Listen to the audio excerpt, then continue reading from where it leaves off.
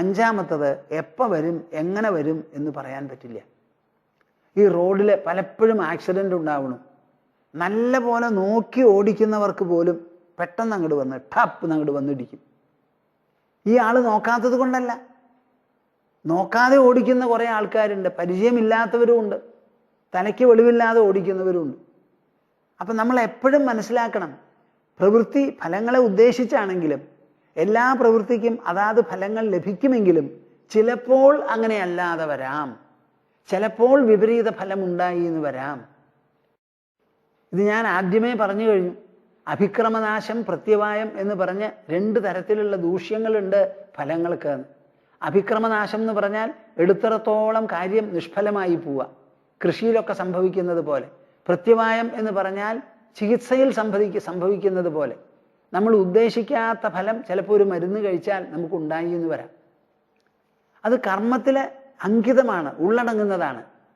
ഇത് മനസ്സിലാക്കി മാ കർമ്മഫലഹേതുർഭൂഹു, കർമ്മത്തിന് ബാഹ്യമായി വരുന്ന ഫലങ്ങളെ ഉദ്ദേശിച്ചാകരുത് പ്രവൃത്തി.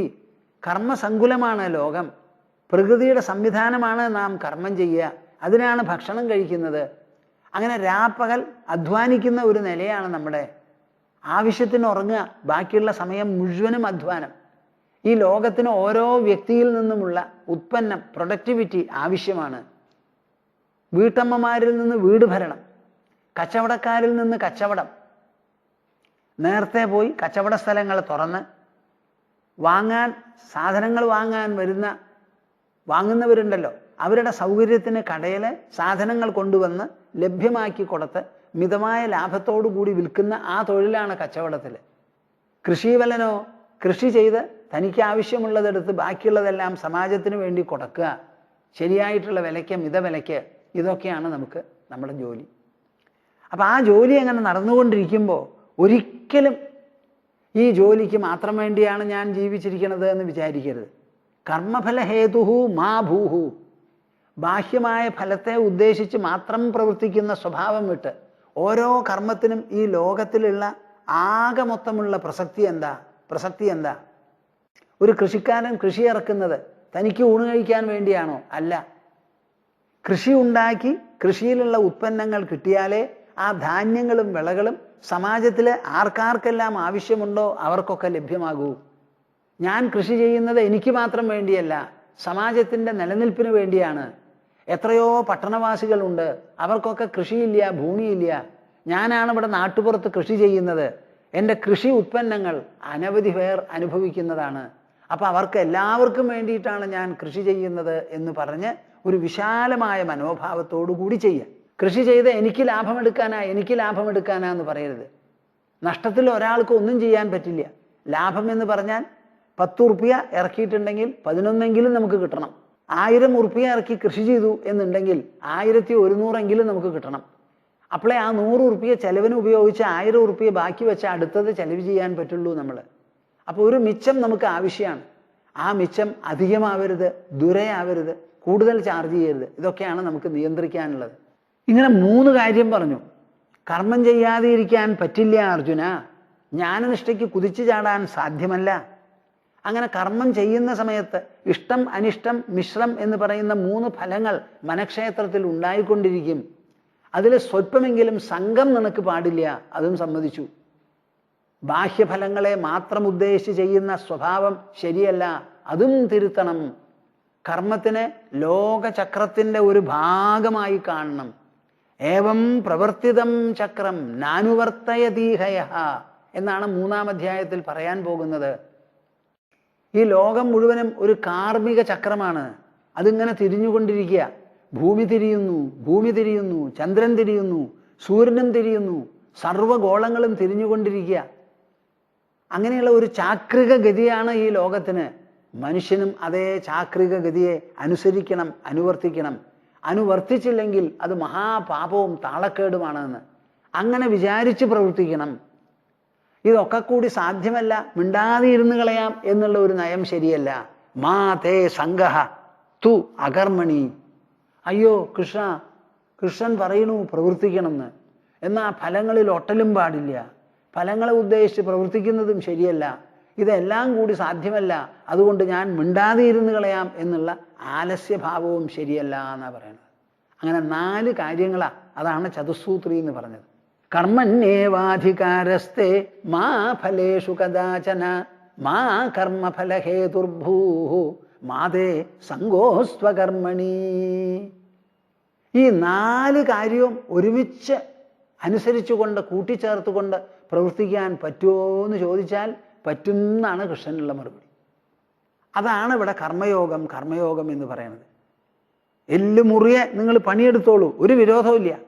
ആ പണിയിൽ നിന്ന് സ്വല്പമെങ്കിലും നിങ്ങൾക്കൊരു വിഷമം വരരുത്.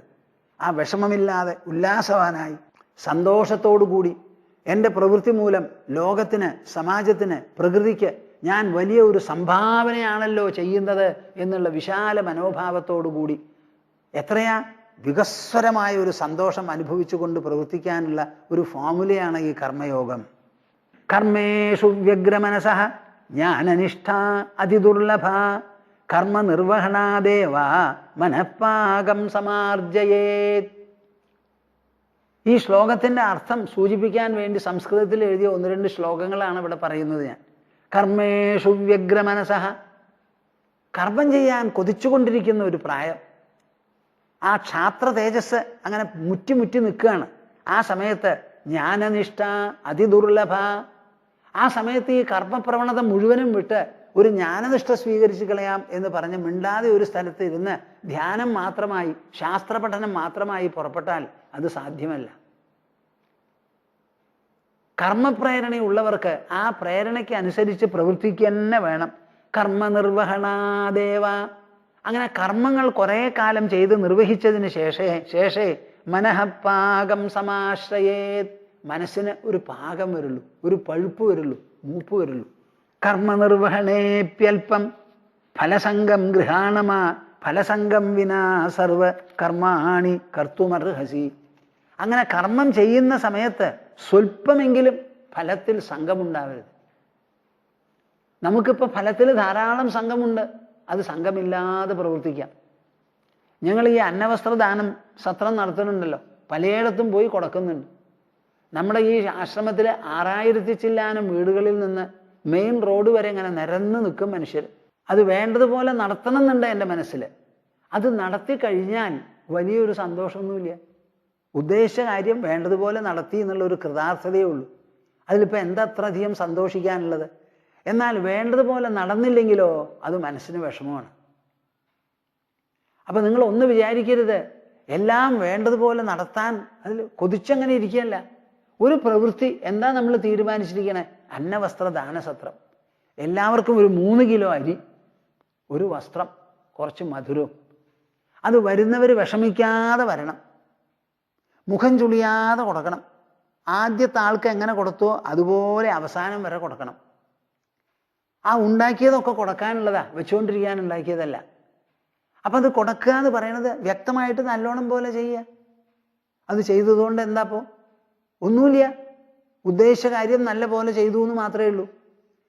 അപ്പം ചെയ്യുന്ന പ്രവൃത്തി വേണ്ടതുപോലെ ചെയ്യുക എന്നുള്ളൊരു മനോവൃത്തി മാത്രം അവിടെ മതി. അങ്ങനെ എല്ലാ പ്രവൃത്തിയും നിങ്ങൾ ഭേഷായി ചെയ്താൽ ഓട്ടോമാറ്റിക്കായി സ്വാഭാവികമായി പരിണത ഫലം ഉണ്ടാവുമല്ലോ. അർച്ചീര എന്ന് പറഞ്ഞൊരു ചീരയുണ്ട്, അത് എല്ലാവരും വളർത്തില്ല, തമിഴ്നാട്ടിലാണ് പ്രചാരം. അപ്പം നമ്മുടെ ചെറുപ്പകാലത്ത് അമ്മ നല്ലപോലെ ഉണ്ടാക്കി ഞാൻ കണ്ടിട്ടുണ്ട്, അതിന് സഹായിക്കുകയും ചെയ്യും. കഴിഞ്ഞ കൊല്ലം ഞാൻ ആ വിത്ത് കൊണ്ടുവന്നിട്ട് ഇവിടെ അത് ശരിയായില്ല. ഇക്കൊല്ലം കൊണ്ടുവന്ന് നമ്മുടെ ഒരു ജോലിക്കാരിയെ ഏൽപ്പിച്ചു, വനജയുടെ അടുത്ത് കൊടുത്തു. അതെ അറിയാമല്ലോ, ഇതിനു മുമ്പ് ഞാനിവിടെ വളർത്തിയിട്ടുണ്ട്, ഓർമ്മയില്ലേ? ഉവ്വ്. അപ്പോൾ അത് വേണ്ടതുപോലെയൊക്കെ ചെയ്യൂ എന്ന് പറഞ്ഞു. ഞാൻ ഇതുവരെ അങ്ങോട്ട് പോയിട്ടില്ല, കണ്ടിട്ടുമില്ല. അതൊക്കെ കഴിഞ്ഞ് അത് ഇന്ന പ്രകാരം വേണം, അത് ഉറുമ്പ് വന്ന് കൊണ്ടുപോകരുത്, അതിന് പൊതയിടണം, നനയ്ക്കണം, മുളയ്ക്കുന്നത് വരെ ഉറുമ്പ് കൊണ്ടുപോകും, സൂക്ഷിക്കണം. അത് കഴിഞ്ഞാൽ പശുവിൻ്റെ മൂത്രവും വെള്ളവും ചേർത്ത് ഒഴിക്കണം എന്നൊക്കെ പറഞ്ഞ് അത് കഴിഞ്ഞ് അരിഞ്ഞു കൊണ്ടുവന്നു. ഒരു 10-20 ദിവസം 21 ദിവസം കഴിയുമ്പോഴേക്കും ആ ചീര അരിയാറായി. അത് അരിഞ്ഞു കഴിഞ്ഞാലോ ആദ്യം ഒരു 10 ദിവസം 12 ദിവസം കഴിഞ്ഞാൽ പിന്നെയും അരിയാം. ഒരു 5-6 തടങ്ങളുണ്ടെങ്കിൽ ഒരാഴ്ചയിൽ നിങ്ങൾക്ക് 2-3 ദിവസം ചീരയായി. ഇങ്ങനെ ഞാനിവിടെ ഉണ്ടാക്കി മുമ്പ് ചെയ്തുകൊണ്ടിരുന്നതാ, ഇപ്പം അതിന് സമയം കിട്ടുന്നില്ല. അപ്പം ആ ചീര നേരെയായി എന്ന് കേട്ടപ്പോൾ അങ്ങോട്ട് പോയിട്ടില്ല ഞാനിതുവരെ. സംഗതി. അങ്ങനെ എന്ത് പ്രവൃത്തി ചെയ്താലും അതിൻ്റെ ഫലം ഉണ്ടാവില്ലേ നമുക്ക്? ഫലത്തിന് വേണ്ടിയിട്ടല്ലേ ഈ പ്രവൃത്തി. അതിൽ എന്തെങ്കിലും കുഴപ്പം വന്നാൽ മനസ്സിടിഞ്ഞു പോണ്ടെന്നാണ് ഇവിടെ പറയുന്നത്. പ്രവൃത്തികൾക്കൊക്കെ വിഷമാ, അതുകൊണ്ട് വേണ്ടാന്ന് പറഞ്ഞ് പിന്മാറുക, അത് ശരിയല്ല. 16,000 വീടുകളെ വിളിച്ചത് എല്ലാം കൊടുക്കാനായി എത്ര പാക്കറ്റ് ഉണ്ടാവണം, എവിടെയൊക്കെ സൂക്ഷിക്കണം, എന്തൊക്കെ ഏർപ്പാടുകൾ വേണം, വരണം പോണം ഓട്ടം ചാട്ടം. ഇങ്ങനെ വിചാരിച്ചിട്ട് ഒരു ജോലിയും ചെയ്യണ്ട എന്ന് പറഞ്ഞാൽ പിന്നെ നിങ്ങൾ എന്താ ചെയ്യുക ലോകത്തിൽ? തിന്ന് തിന്ന് മുടിച്ചിങ്ങനെ ഇരിക്കുക. നമ്മൾ ഭക്ഷണം കഴിക്കുന്നത് പ്രവർത്തിക്കാനാണല്ലോ അപ്പാ. ഇവിടെ മടിക്ക് ഒരു സ്ഥാനവുമില്ല. ആലസ്യോ ഹി മനുഷ്യാണാം ശരീരസ്ഥോ മഹാരിപു നാസ്തി ഉദ്യമസമോ ബന്ധു കൃത്വായം നാവസീദതി. ആലസ്യം എന്ന് പറയുന്ന മഹാശത്രുവാണ് ശരീരത്തിൻ്റെ ഉള്ളിൽ എല്ലാവരുടെയും ഇരിക്കുന്നത്. ആ ശത്രുവിനെ മനസ്സിലാക്കി അതിനെ നീക്കാൻ ഉദ്യമം ശീലിക്കണം, പരിശ്രമം ശീലിക്കണം. ഉദ്യമത്തെ പോലെ ഒരു ബന്ധു ലോകത്തിൽ ഇല്ല എന്നാണ് പറയണത്. എല്ലാവരെയും നമ്മളിത് പറഞ്ഞ് മനസ്സിലാക്കണം. മടിയന്മാർക്ക് ലോകത്തിൽ സ്ഥാനമില്ല, അലസന്മാർക്ക് ലോകത്തിൽ ആദരവില്ല. നമ്മളിൽ ഒരാൾ 10 ഉറുപ്പിക ചെലവ് ചെയ്യുന്നുണ്ടെങ്കിൽ ആ ചെലവ് ചെയ്തത് കൊണ്ട് നമ്മൾ 15 ഉറുപ്പികയെങ്കിലും തിരിച്ചുണ്ടാക്കി കൊടുക്കണം. ഈ ലോകം നമുക്ക് ഭക്ഷണം തരുന്നു. നിങ്ങൾ ഉണ്ടാക്കുന്ന ഭക്ഷണമല്ല നിങ്ങൾ കഴിക്കുന്നത്, നിങ്ങൾ നെയ്ത വസ്ത്രങ്ങളല്ല നിങ്ങൾ ഉടുക്കുന്നത്, ആരോ കെട്ടിത്തന്ന വീട്ടിലാണ് താമസിക്കുന്നത്.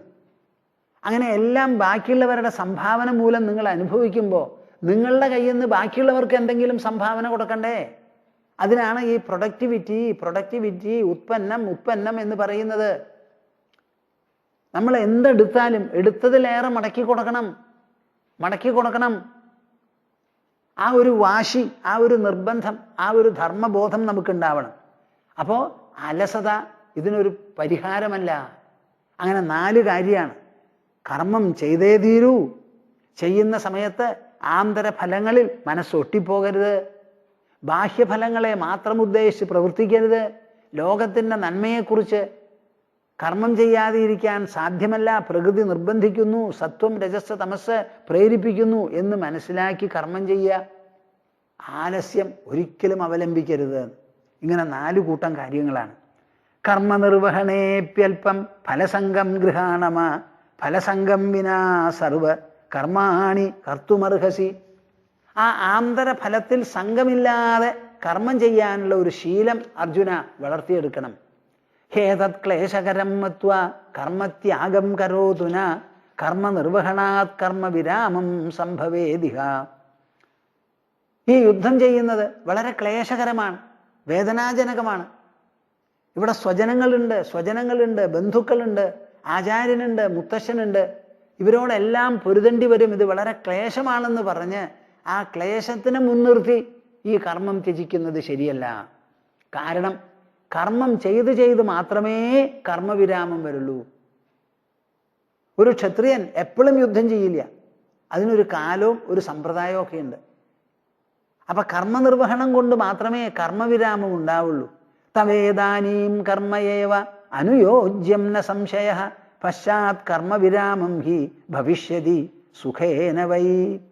ഈ സമയത്ത് അർജുനന് കർമ്മനിഷ്ഠ തന്നെയാണ് വിധിച്ചിരിക്കുന്നത്. അതേ പറ്റുള്ളൂ. അതാണ് അനുയോജ്യമായിട്ടുള്ളത്, അതിൽ യാതൊരു സംശയവുമില്ല. അതുകൊണ്ട് ഈ കൃഷ്ണൻ അർജുന മുതൂത്ത് തട്ടി നമുക്ക് യുദ്ധത്തിൽ നിന്ന് പോവാ പടക്കളത്തിൽ നിന്ന് എന്ന് ഞാൻ പറയില്ല. പടപൊരുതു എന്നേ പറയുള്ളൂ. ഈ പടപൊരുതലൊക്കെ കഴിഞ്ഞ് നിങ്ങൾക്കിത് മതി എന്ന് വിചാരിച്ച് പോകുന്നതിന് വിരോധമില്ല. അതാണ് അവസാനം ഉണ്ടായത്. 36 കൊല്ലം രാജ്യം ഭരിച്ചതിന് ശേഷം പഞ്ചപാണ്ഡവന്മാരും ദ്രൗപദിയും കൂടി ഹിമാലയത്തിലേക്ക് മഹാപ്രസ്ഥാനമായി ഒരു പോക്കങ്ങോട്ട് പോയി. എന്താ അങ്ങനെ ചെയ്തേ? മതി. വലിയ മഹാഭാരത യുദ്ധം നടത്തി, മഹാഭാവികളെയും അധർമ്മികളെയും ഒക്കെ കൊന്നൊടുക്കി, രാജ്യത്തിൽ സമാധാനം സ്ഥാപിച്ചു.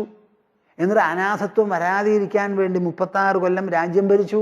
നമ്മളാരും ചിരഞ്ജീവികളല്ല. നമ്മുടെ ജീവിത ലക്ഷ്യം നിറവേറി. കൃഷ്ണ പരമാത്മാവോ പോയിക്കഴിഞ്ഞു, രുക്മിണിയും പോയി, എല്ലാവരും പോയി. ഇനി ഈ ലോകത്തിൽ ഇരിക്കേണ്ട, നമുക്കും പോയി കളയാം എന്ന് പറഞ്ഞ എല്ലാവരും കൂടി പോയി. പക്ഷെ ഇപ്പൊ പോണെന്ന് വിചാരിച്ചാൽ അർജുന നടക്കില്ല. കർമ്മണ്യേവാധികാരസ്തേ മാ ഫലേഷു കദാചന മാ കർമ്മഫലഹേതുർഭൂഃ മാതേ സംഗോസ്ത്വകർമ്മണി. ചതുസൂത്രി എന്ന് പറയുന്ന ഈ ശ്ലോകം 47-ാമത്തെ ശ്ലോകം പറഞ്ഞുവല്ലോ. ഈ 4 സൂത്രങ്ങളും ഉൾക്കൊള്ളിച്ചുകൊണ്ട് എങ്ങനെയാ സർവ പ്രവൃത്തികളും ചെയ്യുക എന്നുള്ള ചോദ്യത്തിന് മറുപടി പറയാതെ കൃഷ്ണൻ പോകുന്നില്ല. അപ്പൊ ഈ 47-ഉം 48-ഉം ശ്ലോകങ്ങൾ ഒരുമിച്ച് പോകുന്നതാണ്.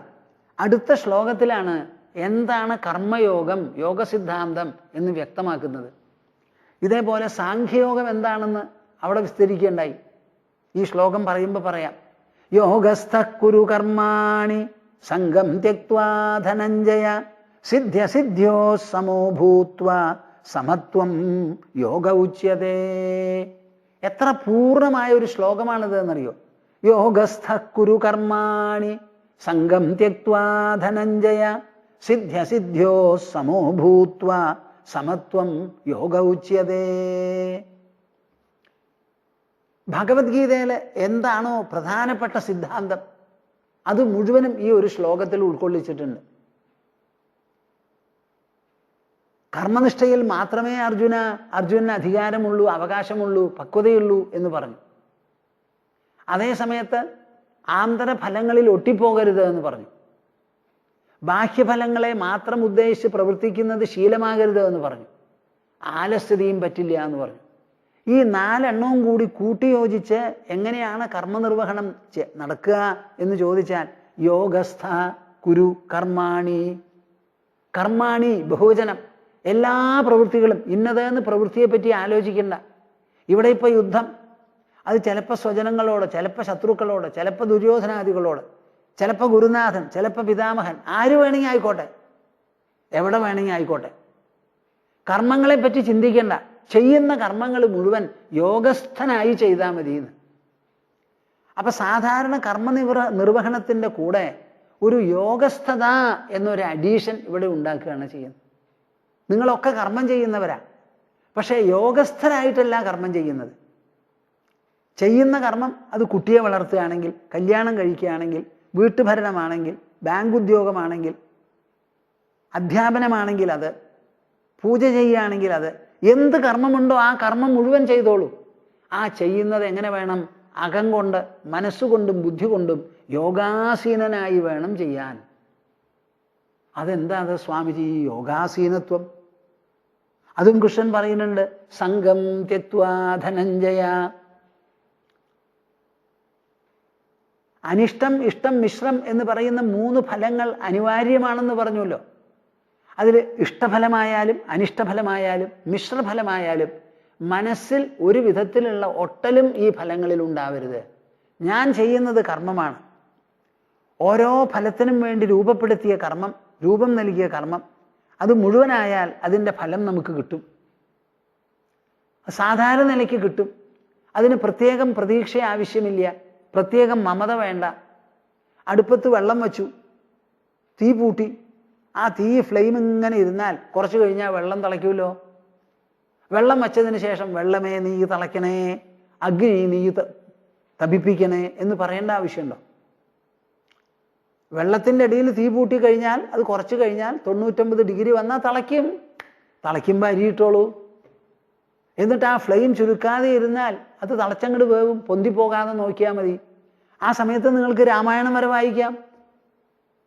ആ വെള്ളത്തിനോട് പറയണ്ട നീ തിളയ്ക്കാന്ന്, അഗ്നിയോട് പറയണ്ട നീ ജ്വലിക്കാന്ന് പറയേണ്ട ആവശ്യമില്ലല്ലോ. അതുമാതിരി നിങ്ങൾക്ക് കുട്ടികളുണ്ടായാൽ, ഭാര്യ ഗർഭവതിയായാൽ കുറച്ച് കഴിഞ്ഞാൽ പ്രസവിക്കും. പ്രസവിച്ചാൽ ഒരു കുട്ടിയായി. ആ കുട്ടിയെ മുലയൂട്ടി വളർത്തി വളർത്തി കൊണ്ടുവരുമ്പോൾ ഒരേ ദിവസം വരുമ്പോഴും ആ കുട്ടി വളർന്ന് വളർന്ന് വളർന്ന് വളർന്ന് വരും. ഒരേ ദിവസവും നോക്കി കുട്ടി 2 ദിവസത്തെ വളർച്ച 1 ദിവസം ആവട്ടെ എന്ന് പറയേണ്ട ആവശ്യം എന്താ? ഒരേ ദിവസം മണിക്കൂർ മണിക്കൂർ മിനിറ്റിന് മിനിറ്റിനാണ് വളർച്ച. നിങ്ങൾ എന്തു വേണം? അതിന് സമയാസമയത്ത് ഭക്ഷണം കൊടുക്കണം, കുളിപ്പിക്കണം, വൃത്തികേടുകൾ ഉണ്ടാവരുത്, അതിന് കാറ്റ് കൊള്ളിക്കണം, വെയിൽ കൊള്ളിക്കണം. ഇതൊക്കെ നമുക്ക് ആവശ്യമാണ്. ആവശ്യമുള്ളതൊക്കെ ചെയ്യുക. അത് കഴിഞ്ഞാൽ വളരെ വളരെ വളരെ വളർച്ചപ്പാട്ട് പാടേണ്ട ആവശ്യമുണ്ടോ? അതില്ലല്ലോ. അപ്പൊ എല്ലാ കർമ്മവും അതിൻ്റെ സ്വാഭാവിക ഗതിയിൽ തന്നെ ഫലിച്ചുകൊള്ളും. കർമ്മം എന്ന് പറഞ്ഞാൽ എന്താ? കർമ്മഫലം എന്ന് പറഞ്ഞാൽ എന്താ? ഒരു കർമ്മം മുഴുവനാക്കുമ്പോൾ ആ മുഴുവനാക്കി വരുന്ന പരിണതത്വമാണ് ഈ ഫലം. കർമ്മം വിട്ടൊരു ഫലമില്ല. നിങ്ങൾ കുമ്പളം കുത്തിയിട്ടു. ആദ്യമായിട്ടത് മുളച്ചു, 2 ഇല വിരിഞ്ഞു. കുറച്ച് കഴിഞ്ഞാൽ കുറച്ചും കൂടിയും വിരിഞ്ഞു. അത് കഴിഞ്ഞാൽ അത് വള്ളിയാണ്. ആ വള്ളിയുടെ അടിയിൽ അതിന് പടർന്നു പോകാൻ എന്തെങ്കിലും ഇട്ട് കൊടുക്കുക. ഇട്ട് കൊടുത്ത് കഴിഞ്ഞതിന് ശേഷം അതിങ്ങനെ നീണ്ടു പോയി കുറച്ച് കഴിഞ്ഞാൽ പൂവായി, ഫലമായി, അതിങ്ങനെ തന്നെ വരണതല്ലേ അത്. നിങ്ങളതിന് എന്താ പ്രത്യേകിച്ച് വേണ്ടത്? നേരെ മറിച്ച് അതിന് വേണ്ട പോഷകങ്ങൾ കൊടുക്കാതെ നനവ് നൽകാതെ ഇരുന്നാലോ അത് കരിഞ്ഞു പോവുകയും ചെയ്യും. അങ്ങനെ വരുമ്പോൾ തന്നെ ഉണ്ടാവുന്നതാണ് ഇളവനോ കുമ്പളങ്ങയോ. അതിലെന്താ ഒരു വിശേഷവിധി വേണ്ടതെന്ന് നിങ്ങൾ പറയൂ. അപ്പം ആ ചെയ്യുന്ന സമയത്ത് എങ്ങനെ ചെയ്യണം? യോഗസ്ഥനായി ചെയ്യണം. കൈകാലുകൾ പ്രവർത്തിച്ചോട്ടെ, വായ പ്രവർത്തിച്ചോട്ടെ. ആ പ്രവർത്തിക്കുന്നതിൻ്റെ ഉള്ളിൽ നിങ്ങളുടെ മനസ്സുകൊണ്ടും ബുദ്ധി കൊണ്ടും നിങ്ങൾ എന്തു വേണം? കൂടുതലായിട്ട് ഒരു സാധനം അവിടെ കൊണ്ടുവരണം. അതാണ് യോഗസ്ഥത. യോഗത്തിലിരുന്ന് വേണം ചെയ്യാൻ. എന്താണ് ഈ യോഗം എന്ന് ചോദിച്ചാൽ സംഘത്യാഗമാണ്. ഇഷ്ടം, അനിഷ്ടം, മിശ്രം എന്ന് പറയുന്ന 3 ഫലങ്ങളിൽ മനസ്സിങ്ങനെ ചാഞ്ചാടിക്കൊണ്ടിരിക്കുന്നതാണ് മനുഷ്യൻ്റെ സ്വഭാവം. ഇഷ്ടഫലം വരുമോ, വന്നില്ലെങ്കിലോ. നിങ്ങൾ പറഞ്ഞതുകൊണ്ട് വരൂല്ല, പറയാത്തത് കൊണ്ട് വരാതെയും ഇരിക്കില്ല. വെള്ളപ്പാത്രം അടുപ്പിൽ വെച്ച് അഗ്നി ജ്വലിച്ചാൽ തന്നെത്താനെ അത് തിളയ്ക്കും. നിങ്ങൾ പറഞ്ഞു നോക്കൂ, വെള്ളയെ നീ തിളയ്ക്കരുത് എന്ന് പറഞ്ഞാൽ തിളയ്ക്കാണ്ടിരിക്കുമോ? തീയെ നീ ജ്വലിക്കരുത് എന്ന് പറഞ്ഞാൽ ജ്വലിക്കാണ്ടിരിക്കുമോ? നിന്റെ ചൂടില്ലാതെ ആവട്ടെ എന്ന് പറയേണ്ട ആവശ്യമുണ്ടോ? സർവ്വ പ്രവൃത്തികളും അങ്ങനെയാ. അപ്പം അതിൽ നമുക്കൊരു ഫലം ആവശ്യമില്ല, സംഘം ആവശ്യമില്ല. സംഘം ത്യക്വാ ധനഞ്ജയ. എന്താണ് ഈ സംഘത്യാഗം? എങ്ങനെ മനസ്സിലാക്കും ഞാനത്? എനിക്ക് ഫലങ്ങളോട് ഒട്ടലുണ്ടോ ഇല്ലയോ എന്നുള്ളത് എങ്ങനെ മനസ്സിലാവും എന്ന് ചോദിച്ചാൽ അതിനുണ്ട് മറുപടി. സിദ്ധ്യോഹോ സമോ ഭൂത്വാ. ഞാൻ ചെയ്യുന്ന പ്രവൃത്തി സിദ്ധമായാലും എന്തെങ്കിലും കാരണത്താൽ അസിദ്ധമായാലും ശരി, മനസ്സ് സമമായിരിക്കണം. പ്രവൃത്തി ചെയ്യുന്നതൊക്കെ ഫലത്തിനെ ഉദ്ദേശിച്ചാൽ, പ്രവൃത്തി മുഴുവനായാൽ അത് തന്നെയാണ് ഫലം. പ്രവൃത്തി വിട്ടൊരു ഫലമില്ല, ഫലം വിട്ടൊരു പ്രവൃത്തിയുമില്ല. പ്രവൃത്തി മുഴുവനാവുമ്പോഴാണ് ഫലം. ഒരു കുട്ടി പഠിക്കാനായിട്ട് തുടങ്ങി, പുതിയ ക്ലാസ്സിൽ അഡ്മിഷൻ കിട്ടി, കുറേശ്ശെ ആയിട്ട് പാഠങ്ങളൊക്കെ പഠിപ്പിച്ചു കഴിഞ്ഞാൽ പിന്നെ അധ്യാപകന്മാരോ അധികാരികളോ മിണ്ടാതിരിക്കില്ല. ഉടനെ മാർച്ച് മാസം എക്സാമിനേഷൻ, ആനുവൽ പരീക്ഷ തീരുമാനിച്ചു, ദിവസം നിശ്ചയിച്ചു, ഹാൾ ടിക്കറ്റ് കൊടുത്തു, ഓരോരുത്തരോടും വരാൻ പറഞ്ഞു, ചോദ്യക്കടലാസ് കയ്യിൽ കൊടുത്തു, വ്യവസ്ഥാപിത മാർഗത്തിലൂടെ എഴുതാൻ പറഞ്ഞു. എഴുതി. ആ കുട്ടി ഇങ്ങോട്ട് മടങ്ങി വന്നു. എഴുതിയത് കൊണ്ട് പാസ്സായിട്ടില്ല. ആ പേപ്പറൊക്കെ വാല്യൂ ചെയ്യണം, അതിനുള്ള വ്യവസ്ഥയുണ്ട്. വാല്യൂ ചെയ്തു, മാർക്ക് ഇട്ടു, റിസൾട്ട് അനൗൺസ് ചെയ്തു. ഇതൊക്കെ പടിപ്പടിയായി നടക്കുന്ന പ്രവൃത്തികളാണല്ലോ. ഇതിൽ ആ കുട്ടിക്ക് വിശേഷവിധി എന്താ? എല്ലാ തവണയും പഠിക്കുക, നല്ല പോലെ പോയി വരിക, ഹോംവർക്ക് ചെയ്യുക. കുറേ കഴിഞ്ഞാൽ നാളുകൾ, ആഴ്ചകൾ, മാസങ്ങൾ നീങ്ങും. അരക്കൊല്ല പരീക്ഷയായി, മുഴുക്കൊല്ല പരീക്ഷയായി. അത് വാല്യൂ ചെയ്ത് ഏപ്രിൽ മെയ് മാസത്തിലാവുമ്പോഴേക്കും റിസൾട്ട് പബ്ലിഷ് ചെയ്തു. ദാ വന്നു. തൻ്റെ പേരോ നമ്പറോ അതിലുണ്ടാവണം. പഠിച്ചാൽ ഉണ്ടാവും, പഠിച്ചില്ലെങ്കിലോ ഉണ്ടാവൂല. സ്കൂളിലേക്ക് പോയി പഠിച്ചില്ല എന്നുണ്ടെങ്കിലോ പിന്നെ പാസ്സാവാൻ പറ്റുമോ? ഞാനിപ്പോൾ ജംഷഡ്പൂരിൽ ചെന്ന് സംസാരിക്കുകയായിരുന്നു കുട്ടികളോട്, സ്കൂൾ കുട്ടികളോട്.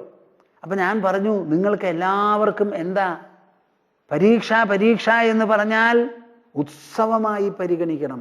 ഉത്സവമായി. ഒരു കൊല്ലം പഠിച്ച കാര്യം 2.5 മണിക്കൂറാണ് എഴുതാൻ പറയുന്നത്. ഒരു കൊല്ലം പഠിച്ചിട്ട് 2.5 മണിക്കൂർ എഴുതാൻ ഞാൻ ചുളിഞ്ഞിട്ട് എന്താ കാര്യം? അതെ, ഞാൻ പഠിച്ചിട്ടുണ്ട്, ആ പരീക്ഷ വരാൻ പോണു, 2.5 മണിക്കൂർ കടലാസ് എഴുതാൻ പോവാ. ഒരു കൊല്ലത്തെ പഠിപ്പിന് ശേഷം തുള്ളിച്ചാടി പോണം എക്സാമിനേഷൻ ഹാളിലേക്ക്. ക്വസ്റ്റ്യൻ പേപ്പർ നല്ല പോലെ 2-3 തവണ വായിച്ച് പിറുന്നിനെ എഴുതിയിട്ട് ഇങ്ങോട്ട് പോരൂ. എന്തിനായി പേടിക്കണേ? എക്സാമിനേഷൻ ഫീവറാണത്രേ. നാണാവില്ലേ നിങ്ങൾക്കിത് പറയാൻ? ഒരു കൊല്ലം പഠിച്ച ഒരു കുട്ടിക്ക് 2.5 മണിക്കൂർ എഴുതാനായി ഒരു ക്ഷണം നൽകി അവിടെ ഭംഗിയായി ക്ലാസ്സും ഡെസ്കും ടേബിളും ക്വസ്റ്റ്യൻ പേപ്പറും ഉത്തരക്കടലാസും എല്ലാം തന്ന് നിങ്ങളെ പരിചരിച്ച് മാഷന്മാർ പരിചരിക്കുന്ന ദിവസമായി ഈ എക്സാമിനേഷൻ എഴുതുമ്പോൾ. അപ്പം വന്നു അടുക്കലേക്ക്, എന്താ കടലാസ് എന്ന് പറഞ്ഞാൽ കൊടുത്തു. അതുവരെ മാഷന്മാർ പറഞ്ഞതാ നമ്മൾ കേൾക്കുക. ആ പരീക്ഷാ ഹാളിലോ നമ്മൾ പറഞ്ഞത് മാസ്റ്റർമാർ കേൾക്കുക. അപ്പം ഇതിലധികം ഒരു സന്തോഷം എന്താ വേണ്ടേ? വലിയ ഒരു ഉത്സവമാണിത്. ആ ഉത്സവ പ്രതീതിയോടുകൂടി നിങ്ങൾ പരീക്ഷ എഴുതണം എന്ന് പറഞ്ഞപ്പോൾ കുട്ടികളെല്ലാവരും അമ്പോ. എൻ്റെ ചെറുപ്പകാലത്ത് ഞങ്ങൾക്ക് ഇന്നത്തെ കാലത്ത് ഒരു 5-6 കിലോമീറ്റർ നടക്കണം. ഉച്ചയ്ക്ക് 2 മണിക്ക് പരീക്ഷ വയ്ക്കും. അത് എപ്പോഴാ? മീനമാസ വെയിലത്തെ പൊടി നിറയുന്ന റോഡ്, ചെരുപ്പൊന്നുമില്ല, മഷിക്കുപ്പി ഉണ്ടാവും, ഒരു സ്റ്റീൽ പെൻ ഉണ്ടാവും, ഒരു ബ്ലോട്ടിംഗ് പേപ്പറും ഉണ്ടാവും. ഇത് കയ്യിൽ വെച്ചിട്ട് ചിലപ്പോൾ നേരം വയ്യ ഒന്ന് ഓടും, ആ മഷിക്കുപ്പിയൊക്കെ ഒന്ന് ലീക്ക് ചെയ്യും, അത് കയ്യിലാവും, ബ്ലോട്ടിംഗ് പേപ്പർ ഉണ്ട്, ഇതെല്ലാം കൊണ്ടങ്ങോട്ട് പോവുക. അവിടെ ചെന്ന് ഹാൾ ടിക്കറ്റ് കൊടുത്ത് ഉള്ളിലിറങ്ങി പരീക്ഷ എഴുതി ഇങ്ങോട്ട് വരും. അവിടെ ചെല്ലുമ്പോൾ വേർത്ത് മുങ്ങിയുണ്ടാവും, കയ്യിലൊരു കർച്ചീഫ് പോലും ഉണ്ടാവില്ല തുടയ്ക്കാൻ. അങ്ങനെയാണ് നമ്മളൊക്കെ പരീക്ഷ എഴുതിയിരിക്കുന്നത്. അപ്പോഴും പരീക്ഷ ഒരു പേടിസ്വപ്നമായി തോന്നിയിട്ടില്ല. പരീക്ഷ എന്ന് പറഞ്ഞാൽ അതാണല്ലോ ആ കാലം കൂടുന്ന ദിവസം. വേണ്ടി വന്നാൽ ഈശ്വരനെ വിചാരിച്ച് പൊക്കോളൂ, സൂര്യഭഗവാനെ നോക്കി പൊക്കോളൂ, തുറന്ന കാറ്റ് നല്ലോണം ശ്വസിച്ച് പൊക്കോളൂ, ശ്വാസകോശമൊക്കെ നിറയട്ടെ. അന്നേ വരെ പഠിക്കാത്തതൊന്നും നിങ്ങൾക്ക് പഠിക്കാൻ പറ്റില്ല. അപ്പോൾ വേണ്ടതുപോലെ പഠിച്ചാൽ നല്ല പോലെ എഴുതാൻ പറ്റും. സംഘം ത്യക്വാ ധനഞ്ജയ സിദ്ധ്യോ സമോ ഭൂത്വ. അപ്പം നമ്മുടെ പ്രവൃത്തി സിദ്ധമായാലും ശരി, എങ്ങാനും ആ വാക്ക് ശ്രദ്ധിച്ചോളൂ, അസിദ്ധമായാലും സമോഭൂത്വ, മനസ്സ് സമമായിരിക്കട്ടെ. ഇഷ്ടസിദ്ധി വന്നതുകൊണ്ട് തുള്ളിച്ചാടണ്ട. എങ്ങാനും അനിഷ്ടമായി പോയാൽ നിരാശപ്പെടും വേണ്ട. അപ്പോൾ ആ ക്രമം വിട്ടിട്ടുള്ള സന്തോഷം പ്രതികരണം, ക്രമം വിട്ടിട്ടുള്ള നിരാശ മറുപ്രതികരണം, ഇങ്ങനെയുള്ള കവിഞ്ഞ പ്രതികരണമില്ലാതെ മനസ്സിനെ സമമാക്കി നിർത്തിക്കൊണ്ട് ലാഘവത്തോടുകൂടി പ്രവൃത്തി എടുക്കുന്നതാണ് യോഗം. ഇത് പ്രവൃത്തിക്ക് നല്ലതോ ചീത്തയോ എന്ന് ചോദിച്ചാൽ ഏറ്റവും നല്ലത്. ഇങ്ങനെ പ്രവർത്തിക്കുമ്പോൾ നിങ്ങൾക്ക് എന്താ ഒരൊറ്റ ആയുധമാണ് കയ്യിൽ? സമഭാവം. ആ സമഭാവത്തോടു കൂടി സമീപിക്കുമ്പോൾ ഏത് പ്രവൃത്തിയായാലും സമഭാവത്തിൻ്റെ മുൻപിൽ തുല്യമാണ്. ഒരു കുട്ടി ജനിക്കാൻ പോണു, അത് ആൺകുട്ടിയോ പെൺകുട്ടിയോ ഏതായാലും കൊള്ളാം. ആൺകുട്ടിയാണ് പ്രതീക്ഷിക്കുന്നത്, പെൺകുട്ടിയായി. ആൺകുട്ടി ആയതുകൊണ്ട് തുള്ളിച്ചാടണ്ട, പെൺകുട്ടി ആയതുകൊണ്ടോ നിരാശപ്പെടും വേണ്ട. നിങ്ങൾക്ക് ആൺകുട്ടി ഉണ്ടായാൽ അയാൾക്ക് കല്യാണം കഴിക്കാൻ അപ്പുറത്തൊരു പെൺകുട്ടി ഉണ്ടാവണം. നിങ്ങൾക്ക് പെൺകുട്ടി ഉണ്ടായാൽ കല്യാണം കഴിക്കാൻ അപ്പുറത്തൊരു ആൺകുട്ടി ഉണ്ടാവണം. അപ്പം നിങ്ങൾക്ക് ആൺകുട്ടിയായാലും പെൺകുട്ടിയായാലും വിശാലമായി ചിന്തിച്ചാലോ ഒരു കുഴപ്പമില്ല. എനിക്ക് ആൺകുട്ടി തന്നെ വേണം, പെൺകുട്ടി തന്നെ വേണം എന്ന് എന്തിനാണ് നിങ്ങൾ വിചാരിക്കുന്നത്? അത് മനസ്സിൻ്റെ ഇടുക്കം, മൊശോടത്തരമാത്. നിങ്ങൾ ഇങ്ങനെ വിഡ്ഢിയാവരുത്. നിങ്ങൾക്കുണ്ടായ ആൺകുട്ടികളെല്ലാം വിവാഹം കഴിക്കുക, പുറമേയുള്ള ആൺകുട്ടിയാണ്. അപ്പം നിങ്ങൾക്ക് ആണോ പെണ്ണോ എന്തോ ആവട്ടെ, എല്ലാവർക്കും കൂടി ആണും പെണ്ണും തുല്യമായാൽ നമ്മുടെ കാര്യം നടന്നു. അപ്പം ആ ഇടുങ്ങിയ കുടുംബചിന്ത വിട്ട് വിശാലമായ സമാജചിന്ത നിങ്ങളുടെ മനസ്സിൽ അലങ്കരിക്കട്ടെ. നിങ്ങളുടെ മനസ്സിനെ അതിന് പ്രയോജനപ്പെടുത്തണം നമ്മൾ ചെയ്യുന്ന കർമ്മം മുഴുവനും. യോഗസ്ഥക്കുരു കർമാണി സംഘം ത്യക്വാ ധനഞ്ജയ സിദ്ധ്യോ സമോ ഭൂത്വ സമത്വം യോഗ ഉച്യതേ. ഇങ്ങനെ സിദ്ധിയോടും അസിദ്ധിയോടും മനസ്സിന് തോന്നുന്ന സമഭാവമാണ് സമത്വം യോഗ ഉച്യതേ. അതാണ് യോഗം. അപ്പൊ യോഗം എന്ന് പറയുന്നത് കർമ്മമോ യോഗം, കർമ്മനിഷ്ഠയോ യോഗം, അതോ മനസ്സിൻ്റെ സമനിലയോ യോഗം? പ്രേക്ഷകരെ, നിങ്ങൾ കേൾക്കുന്നുണ്ടോ പറയുന്നത്? ഞാൻ കർമ്മയോഗിയ. എന്ത് യോഗിയ? കർമ്മഭോഗിയാന്ന് പറഞ്ഞോളൂ നിങ്ങൾ. കർമ്മയോഗിയൊന്നുമല്ല. കർമ്മം ചെയ്യുന്നവനല്ല കർമ്മയോഗി. യോഗ ബുദ്ധിയോടുകൂടി കർമ്മം ചെയ്യുന്നവനാണ് യോഗി. ആ യോഗം എന്ന് പറയുന്നത് കർമ്മത്തിലല്ല, മനസ്സിലാണ്, ബുദ്ധിയിലാണ്. കർമ്മത്തിനോട് നമുക്ക് തോന്നുന്ന മനോഭാവത്തിലും വിലയിരുത്തലിലുമാണ് യോഗം. അപ്പൊ യോഗം എന്ന് പറഞ്ഞാൽ it is a corollary, a coordinate of your mind and intelligence. It has nothing to do with your karma. നാം ചെയ്യുന്ന പ്രവൃത്തി ഐന്ദ്രിയ തലത്തിലാണ്. ആ ഐന്ദ്രിയ തലത്തിലുള്ള പ്രവൃത്തിയല്ല യോഗമാകുന്നത്. ആ പ്രവൃത്തിയെ യോഗമാക്കി തീർക്കുന്നത് നിങ്ങളുടെ മനസ്സിലുള്ള സമഭാവം, ബുദ്ധിയിലുള്ള വിശാലത, ആ പ്രവൃത്തി കൊണ്ട് വരുന്ന ഇഷ്ടാനിഷ്ട മിശ്ര ഫലങ്ങളെ ഒരുപോലെ സ്വീകരിച്ച് സമീകരിച്ചെടുക്കുന്നതായ ശീലം, സമ്പന്നത, അതാണ് യോഗം. എല്ലാവർക്കും ഒരു പറച്ചിലുണ്ട്, അയാൾ കർമ്മയോഗിയ. എന്താ? കർമ്മം ധാരാളം ചെയ്യുന്നുണ്ട്. യോഗിയായിട്ടാണോ കർമ്മം ചെയ്യണത്? അത് പരിശോധിച്ച് വേണം അറിയാൻ. ഇത് തന്നെയല്ലേ സാഖ്യയോഗത്തിലും പറഞ്ഞത്? യം ഹിനവ്യഥയന്ത്യേതേ പുരുഷം പുരുഷർഷഭ സമദുഃഖസുഖം ധീരം സോമൃതത്വായ കൽപ്പതേ എന്ന് പറഞ്ഞുവല്ലോ. ആദ്യം പറഞ്ഞു ജീവിതം എന്ന് പറയുന്നത് മാത്രാസ്പർശങ്ങളാണ്. ഇന്ദ്രിയങ്ങൾ 5 നമ്മുടെ ശരീരത്തിൽ, ലോകത്തിൽ അനേകായിരം അനേക കോടി വസ്തുക്കൾ, ഇത് രണ്ടും കൂടി നടക്കുന്ന സമ്പർക്കമാണ്, മാത്രാസ്പർശങ്ങളാണ് ജീവിതം. ഈ സമ്പർക്കങ്ങൾ സുഖദുഃഖമുണ്ടാക്കി തീർക്കുന്നതാണ്. അതിൽ നമുക്ക് ഒരു റോളുമില്ല, ദൗത്യമില്ല, സ്ഥാനമില്ല, ഇച്ഛാശക്തിയില്ല. കണ്ണുണ്ടോ? കാണും അനേക വസ്തുക്കളെ. ആ അനേക വസ്തുക്കളെ കാണുമ്പോൾ ചിലത് സുഖകരം, ചിലത് ദുഃഖകരം. കേൾക്കുന്ന ശബ്ദങ്ങൾ ചിലത് പ്രീതികരം, ചിലത് അപ്രീതികരം. അങ്ങനെ ഈ സുഖദുഃഖം എന്ന് പറയുന്നത് മനസ്സിൽ ഇന്ദ്രിയ വിഷയ സമ്പർക്കത്തിൽ ഉണ്ടാവുന്നതാണ് അനിഷേധ്യമായി. ആ ഉണ്ടാവുന്ന സുഖദുഃഖങ്ങളെ യം ഹിനവ്യഥയന്ത്യേതേ പുരുഷം പുരുഷർഷഭ, ഏത് പുരുഷനെയാണോ ഈ മാറി മാറി വരുന്ന സുഖദുഃഖങ്ങൾ വ്യഥിപ്പിക്കാതെ വേദനിപ്പിക്കാതെ ഇരിക്കുന്നത്? കാരണം എന്താ? സമദുഃഖ സുഖം ധീരം. ഈ സുഖവും ദുഃഖവും പാരസ്പര്യത്തോടു കൂടി വരുന്നതാണ്. ദുഃഖമില്ലാതെ സുഖമില്ല, സുഖമുണ്ടെങ്കിൽ ദുഃഖമുണ്ട്. ദുഃഖം കഴിഞ്ഞാലാണ് സുഖം വരുന്നത്, സുഖം കഴിഞ്ഞ് വരുന്നത് ദുഃഖമാണ്. രണ്ട് ദുഃഖത്തിൻ്റെ ഇടയിലേ ഒരു സുഖമുള്ളൂ. അപ്പൊ സുഖത്തിൽ കവിഞ്ഞ ആരാധ്യതയില്ല, ദുഃഖത്തിലോ അനാരാധ്യതയുമില്ല. ഇത് രണ്ടും പ്രകൃതി ആനയിക്കുന്ന ആഗന്തുകങ്ങളായിരിക്കുന്ന അനുഭവവിശേഷങ്ങളാണ്. ഇത് രണ്ടും കൂടിച്ചേർന്നതാണ് ജീവിതം. ഒന്ന് മാത്രമായി ഉണ്ടാവില്ല. ഇത് വരുന്നതും പോകുന്നതുമാണ്, വരാതെയും പോകാതെയും ഇരിക്കില്ല. സുഖം ഏതായാലും നമുക്ക് തൃപ്തികരമാണ്, ദുഃഖമേ ഇഷ്ടക്കേടുള്ളൂ. പക്ഷേ ദുഃഖമാണ് സുഖത്തെ ആനയിക്കുന്നത് എന്ന് വിചാരിച്ച് ദുഃഖത്തിനോട് വെറുപ്പുണ്ടാവില്ല. സുഖം കഴിഞ്ഞാൽ ദുഃഖം വരികയായി എന്ന് വിചാരിച്ച് സുഖത്തിനോട് ആശാപാശവും വേണ്ട. ഇത് രണ്ടുമില്ലാതെ സമദുഃഖ സുഖനായിരിക്കുന്ന ധീരനുണ്ടല്ലോ, അയാൾക്കാണ് അമൃതത്വം, മോക്ഷം എന്ന് പറഞ്ഞു. അതാണ് സാഖ്യത്തിലെ സമയോഗം, സാഖ്യത്തിലെ സമത്വയോഗം. ഇതോ സിദ്ധ്യോ സമോഭൂത്വ സമത്വം യോഗ ഉച്യതേ. ചെയ്യുന്ന പ്രവൃത്തികൾ സിദ്ധമായാലും അസിദ്ധമായാലും മനസ്സിന് സമം. ചെയ്യുന്ന പ്രവൃത്തികൾ സിദ്ധമാവാം അസിദ്ധവുമാകാം. സിദ്ധമാണ് കൂടുതൽ, അസിദ്ധം വളരെ അപൂർവമാണ്. അങ്ങനെ സിദ്ധാസിദ്ധങ്ങളായാലും അതിൽ സമഭാവത്തോടു കൂടിയിരിക്കണം. ഇവിടെ കർമ്മസിദ്ധിയെ വെച്ചുകൊണ്ട് സമത്വം, അവിടെ സുഖദുഃഖങ്ങളെ വെച്ചുകൊണ്ട് സമത്വം. പക്ഷേ രണ്ടിലും സമത്വം തന്നെയാണ്, ഒരു വ്യത്യാസവും ഇല്ല. സമത്വം യോഗ ഉച്യതേ. ഇനി നിങ്ങൾ ഒരൊറ്റ ആള് അലഞ്ഞു പാഞ്ഞ് ഓടി നടക്കരുത്. എന്താണ് ഈ യോഗം? എന്താണ് ഈ യോഗം? സംശയിക്കണ്ട.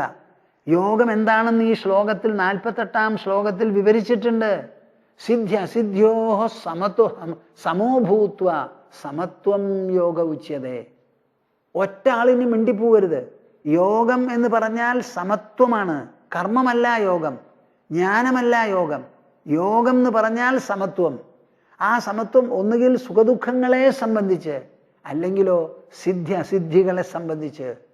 ഇത് തന്നെയാണ് ശത്രുമിത്രങ്ങളെ സംബന്ധിച്ച്, ലാഭനഷ്ടങ്ങളെ സംബന്ധിച്ച്, പുണ്യപാപങ്ങളെ സംബന്ധിച്ച്, സ്വർഗനരകങ്ങളെ സംബന്ധിച്ച്, ജനന മരണങ്ങളെ സംബന്ധിച്ച്, രാഗദ്വേഷാദികളെ സംബന്ധിച്ച്, കാമക്രോധാദികളെ സംബന്ധിച്ച് എന്ന് പറഞ്ഞ് സർവസ്ഥലത്തും പറയുന്നത് ഈ സമമാണ്. ഈ സമത്വമാണ് യോഗം. ഇത് വിട്ടു വേറെ ഒന്നുമില്ല.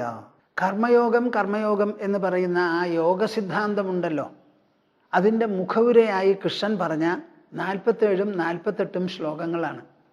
ഈ 2 ശ്ലോകങ്ങൾ കൂട്ടിച്ചേർത്ത് കഴിഞ്ഞാൽ കർമ്മം ചെയ്തുകൊണ്ടിരിക്കുമ്പോൾ അതിൽ നമ്മൾ പരിപാലിക്കേണ്ടതും നിലനിർത്തേണ്ടതുമായ യോഗബുദ്ധി എന്താണെന്ന് മനസ്സിലാവും. അപ്പോൾ യോഗാഭ്യാസം എന്ന് പറയുന്നത് കർമ്മരംഗത്തുള്ളതല്ല, കർമ്മത്തിൻ്റെ ഘടകവുമല്ലാതെ. കർമ്മം ചെയ്യുന്നത് നമ്മുടെ ഇന്ദ്രിയങ്ങൾക്ക് കാരണമായി മനസ്സുണ്ടാവും, ബുദ്ധി ഉണ്ടാവും.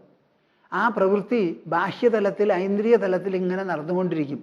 ആ നടന്നുകൊണ്ടിരിക്കുമ്പോൾ കർമ്മങ്ങളൊക്കെ എന്തിനെ ഉദ്ദേശിച്ചാണ് ചെയ്യുന്നത്? ബാഹ്യാർത്ഥങ്ങളാണ്. പുറമേയുള്ള എന്തെങ്കിലും ഒന്ന് കിട്ടാൻ വേണ്ടി ആവിഷ്കരിക്കുന്നതാണ് കർമ്മങ്ങളെല്ലാം തന്നെ. നിങ്ങൾ വഴി നടക്കണു, എന്തിനാ? ഉദ്ദിഷ്ട സ്ഥലത്തെത്താൻ. ഉദ്ദിഷ്ട സ്ഥലം എവിടെയാ?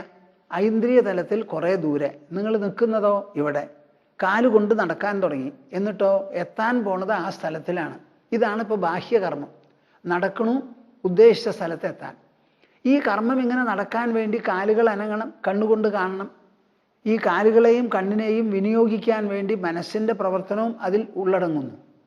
ഇതിനൊക്കെ പുറമെ ഈ ചെയ്യുന്ന പ്രവൃത്തിയെ യോഗമാക്കി തീർക്കുന്ന ഒരു ബുദ്ധിവിശേഷമുണ്ട്. അത് ഒരളവ് വരെ മനോഭാവമാണ്, പിന്നെ ഒരളവ് വരെയോ ബുദ്ധി കൊണ്ട് നടത്തുന്ന നിശ്ചയവും നിരൂപണവുമാണത്. അപ്പം സാധാരണ ചെയ്യുന്ന കർമ്മങ്ങളെല്ലാം അതേ പാട്ടിൽ നടന്നുകൊള്ളട്ടെ, ആ കർമ്മങ്ങളുടെ കൂടെ ആന്തരമായി അധ്യാത്മമായ ഒരു ലക്ഷ്യവും ഒരു സാധനയും കൂടി ചേർക്കണം. അപ്പോഴാണ് അവിടെ യോഗബുദ്ധിയും കർമ്മയോഗവും വരുന്നത്. അപ്പം യോഗബുദ്ധിയോടുകൂടി ചെയ്യുന്ന കർമ്മങ്ങളെല്ലാം കർമ്മയോഗമാവുന്നു. യോഗബുദ്ധി ഇല്ലാതെ ചെയ്യുന്ന കർമ്മങ്ങളൊക്കെയോ ആഗ്രഹപൂരണത്തിനുമാണ് വഴിവെക്കുക. ഇത് നിങ്ങൾ നല്ല പോലെ ഒന്ന് മനസ്സിലാക്കണം പ്രേക്ഷകരെ. എല്ലാവരും ഇവിടെ കർമ്മം ചെയ്യുന്നവരാ. 3-ാം അധ്യായത്തിൽ പറയാൻ പോവാണ്, ഒരു ക്ഷണം പോലും കർമ്മം ചെയ്യാതെ ഇരിക്കാൻ ഒരു ജീവിക്കും പറ്റില്ല എന്ന്. അപ്പം കർമ്മം ചെയ്യുന്നതിൽ നമുക്കൊരു പ്രത്യേക മേന്മയോ നേട്ടമോ മികവോ ഒന്നുമില്ല. നമ്മൾ ഭക്ഷണം കഴിക്കണു ശരീരത്തിൽ ഊർജം ഉണ്ടാവാൻ, ആ ഊർജം ചെലവ് ചെയ്യാനായ പിന്നെ കർമ്മങ്ങൾ ചെയ്യാത്തവർക്ക് ഭക്ഷണം കഴിച്ചിട്ട് കാര്യമില്ല, വിശപ്പും പോലും ഉണ്ടാവില്ല. അപ്പം എന്താ മനസ്സിലാക്കേണ്ടത്? നമ്മൾ മനസ്സിലാക്കേണ്ടത് കർമ്മം എന്ന് പറയുന്നത് കർമ്മക്ഷേത്രത്തിൽ ഐന്ദ്രിയ തലത്തിൽ ഇങ്ങനെ നടന്നുകൊണ്ടിരിക്കണം. ആ കർമ്മത്തെ യോഗമാക്കി തീർക്കണമെങ്കിൽ അവിടെ യോഗബുദ്ധി അതിൽ കൂട്ടിച്ചേർക്കണം. ആ യോഗബുദ്ധിയാണ് അദ്ദേഹം പറഞ്ഞത് യോഗസ്ഥ കുരു കർമാണി എന്ന്. യോഗം എന്ന് പറയുന്ന ഇരിപ്പിടത്തിൽ ഒരാസനത്തിൽ ഇരിക്കുന്നത് പോലെ ബുദ്ധിയെ ഇരുത്തിക്കൊണ്ട് വേണം എല്ലാ കർമ്മങ്ങളും ചെയ്യാൻ. അങ്ങനെ യോഗം എന്ന് പറയുന്ന ഒരു ആസനത്തിൽ ഇരുന്നു കൊണ്ട് എന്നുള്ള വാക്കിന് എന്താ അർത്ഥം? മനസ്സിൽ തോന്നുന്ന സംഘം ഇല്ലാതെയാക്കി പ്രവർത്തിക്കുക. പ്രവൃത്തി സംഘത്തോടു കൂടിയും ചെയ്യാം, സംഘമില്ലാതെയും ചെയ്യാം. സംഘമില്ലാതെ ചെയ്യുന്ന പ്രവൃത്തി യോഗമാകുന്നു, സംഘത്തോടു കൂടി ചെയ്യുന്നതോ കാമ്യകർമ്മവുമാകുന്നു. ഈ സംഘമില്ലാതെയാക്കുക എന്ന് പറഞ്ഞാൽ അതിനെന്താ അർത്ഥം ഒന്ന് പരിശോധിച്ച് നോക്കൂ. ഇതും വലിയ ഒരു ശാസ്ത്രജ്ഞൻ്റെ ഗവേഷണമാണ്, അത് മനസ്സിലാക്കണം നിങ്ങൾ. ഇത് ഗവേഷണം ചെയ്തേ ഇത് കണ്ടുപിടിക്കാൻ പറ്റുള്ളൂ. നാം ചെയ്യുന്ന പ്രവൃത്തി ഒരു ഫലത്തെ ഉദ്ദേശിച്ചാണ്. ആ ഫലം പ്രവൃത്തിയുടെ തന്നെ പരിണാമമാണ്. പ്രേക്ഷകരെ, നിങ്ങൾ കേൾക്കുന്നുണ്ടോ? ഒരു പ്രവൃത്തി പൂർണ്ണമായാൽ ഫലമായി, പൂർണ്ണമായില്ലെങ്കിലോ ഫലത്തിൻ്റെ അവിടെ എത്തില്ല.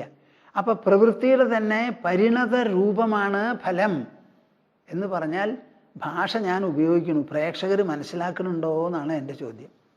ഒരു തേങ്ങ അല്ലെങ്കിൽ ഒരു നാളികേരം നട്ടു. അത് നട്ട് തുടക്കത്തിൽ അതെന്താ, ഒരു നാളികേരവും അതിനൊരു കൂമ്പും ഉണ്ടാവും, ചെറിയൊരു തള്ളവിരൽ വേണം, 2-3 ഇല ഒരു പക്ഷേ ഉണ്ടായി എന്ന് വരാം. അത് നമ്മളൊരു പൊലി കൂട്ടി അവിടെ നട്ടു, കുറേശ്ശെ ആയിട്ട് നനച്ചു, വെണ്ണീറിട്ടു.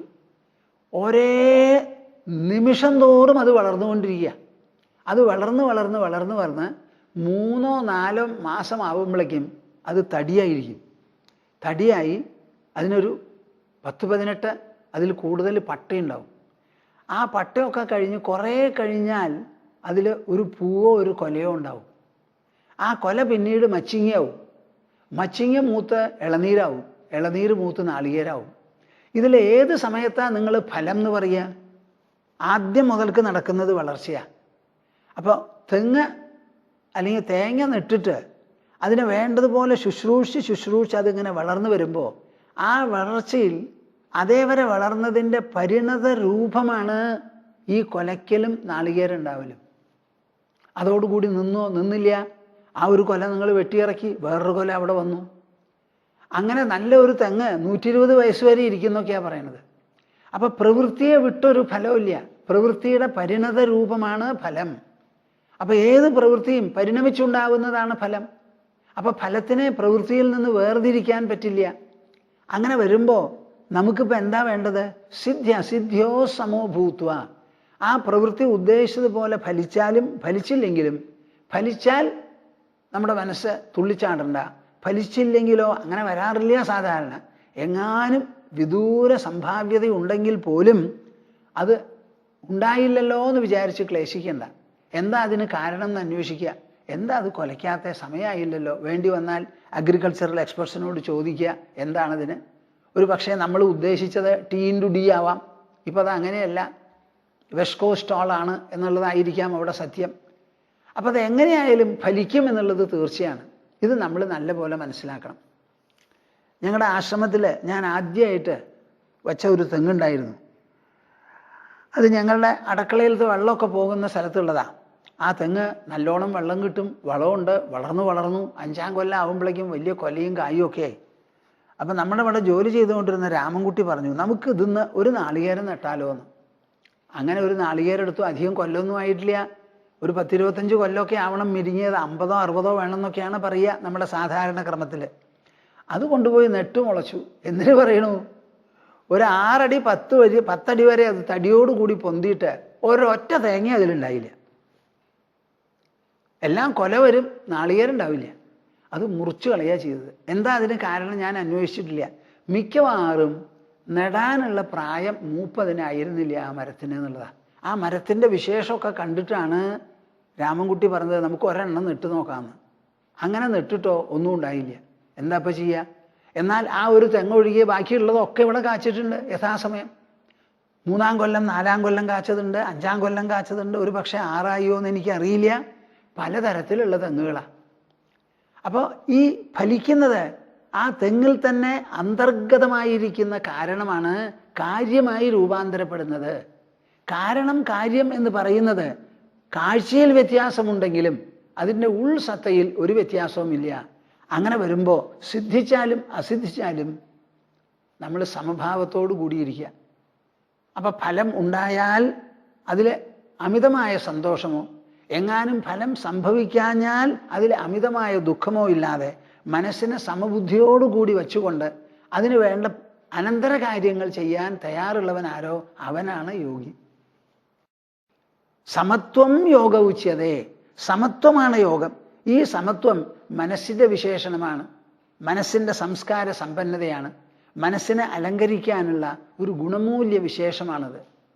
കർമ്മം അതിൻ്റെ പാട്ടിൽ നടക്കണു കർമ്മക്ഷേത്രത്തിൽ, ഇതോ ബുദ്ധിക്ഷേത്രത്തിൽ മനഃക്ഷേത്രത്തിൽ നടക്കുന്നതാണ് ഈ യോഗബുദ്ധി സമത്വബുദ്ധി എന്ന് പറയുന്നത്.